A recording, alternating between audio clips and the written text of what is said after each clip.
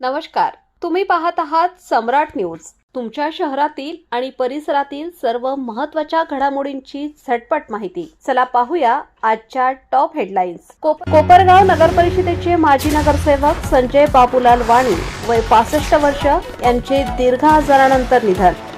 शहरात शोककळा। कोपरगावमध्ये नायलॉन मांजामुळे 3 जण जखमी।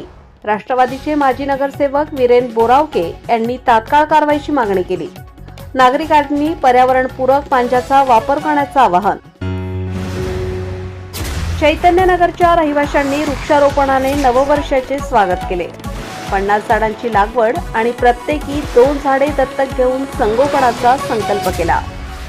झगडे फाटा ते तळेगाव रस्त्याचे काम लवकरच सिमेंट कॉन्क्रीटमध्ये पूर्ण होणार। आमदार आशुतोष काळे यांनी राज्य शासन आणि उपमुख्यमंत्री अजितदादा पवार यांच्या सहकार्यातून निधी मंजूर केल्याचं जाहीर केलं। पुणे बॉम्बस्फोट प्रकरणातील आरोपी बंटी जहागीरदार यांची गोळीबार करून हत्या।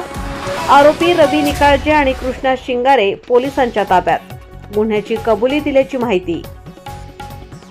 लोकनियुक्त नगराध्यक्ष पगार संधान ॲक्शन मोडवर।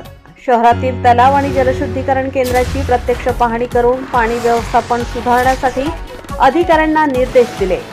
नागरिकांच्या पाणी समस्या कमी करण्यासाठी आणि भविष्यातील पाणी टंचाई टाळण्यासाठी ठोस पावले उचलण्याचा निर्धार। नुकत्याच झालेल्या कोपरगाव नगरपालिका निवडणुकीत निवडून आलेल्या नूतन नगराध्यक्ष तसेच सर्व नगरसेवक नगरसेविकांचा सत्कार 31 डिसेंबर 2025 रोजी सायंकाळी 6 वाजता छत्रपती शिवाजी महाराज स्मारक येथे सकल मराठा समाजाच्या वतीने संपन्न झाला।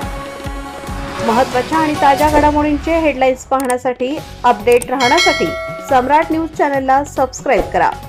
तसेच आपल्या मित्रपरिवारासोबत शेअर आणि लाईक करायला विसरू नका।